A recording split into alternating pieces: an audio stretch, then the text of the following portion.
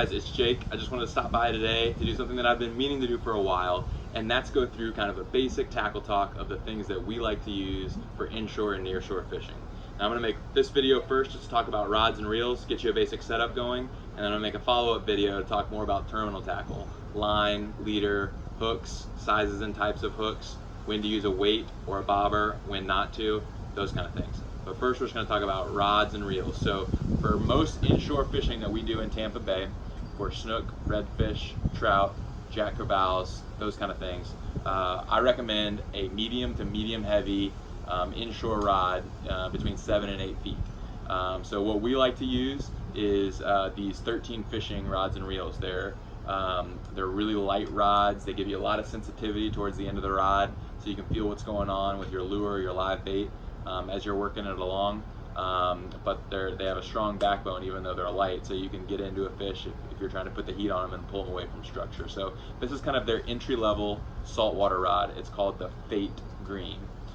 So this one right here is a 7'1" medium heavy fast action rod.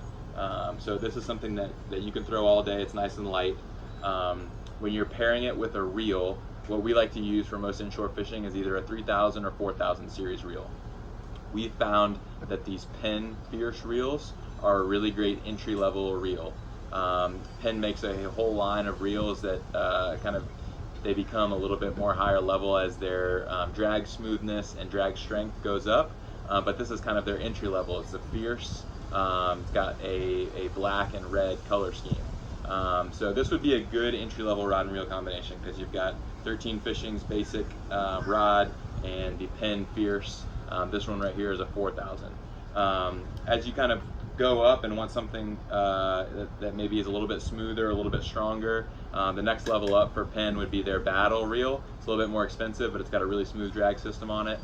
We paired that with this 13 Fishing Omen Green. So this is kind of a level up from the Fate. They're both great rods. This one's just going to be a little bit lighter, a little more sensitive at the tip, but otherwise both really good rods. So this is also a 4000 series reel, and then kind of same thing but one more level up. This is another Omen rod and reel, but we paired it with a Conflict, which is a super light reel but has really strong drag strength. It's like level 3 or 4 of Penn's inshore reels. I've heard Daiwa makes great inshore reels too. They have something called the Daiwa BG that I think would be very comparable to this Penn Battle. We've just used mostly Penn and had great success with it. They're really durable.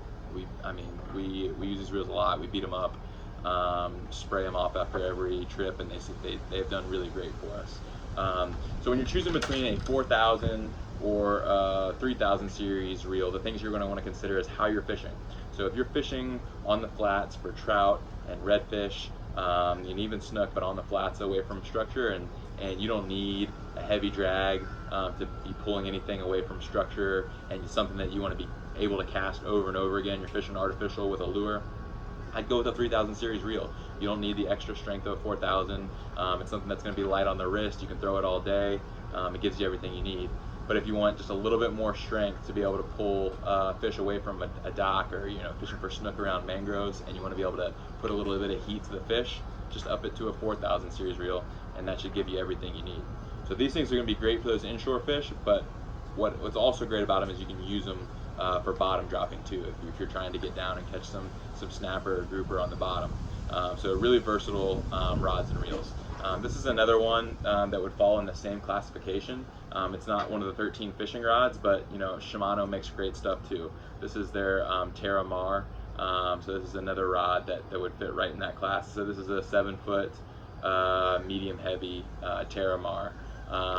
If you're again trying to go with that 4000 series reel where you're going to be working some fish away from bottom structure or a dock or mangrove, then pair it with a heavy rod, with a medium heavy or heavy action rod. If you're going to be just fishing on the flats, you can pair it with kind of a lighter rod. So those are a few of the basic inshore rod and reel setups that we use. Now, if we're going to get into bigger fish, bigger species, let's say it's summertime and we're chasing tarpon on the beach or in the passes, or we're moving near shore, offshore a little bit, fishing for cobia, or even some blue water fish like king mackerel, tuna if you get out far enough, those kind of things.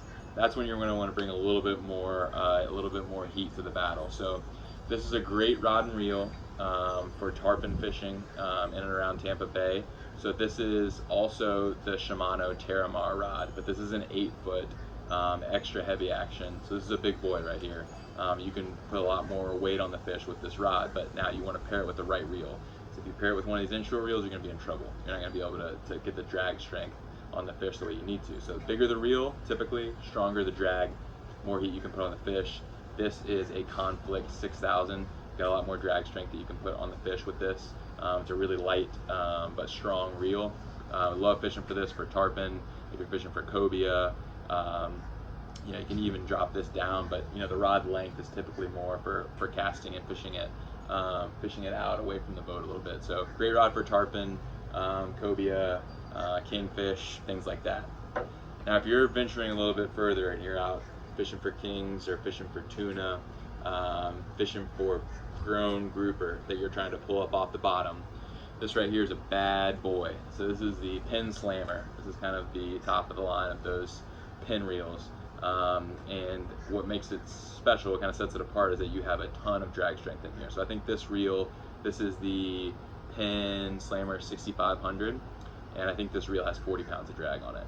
So you can lock that down, put 50 pounds of braid on here, and drop something down to the bottom, and when a grouper hits it, you have the force to be able to pull that up. So we match this with a Therese, kind of one of their bigger rods, bigger sticks, to be able to put the heat on it. So this is something for bigger fish like tuna.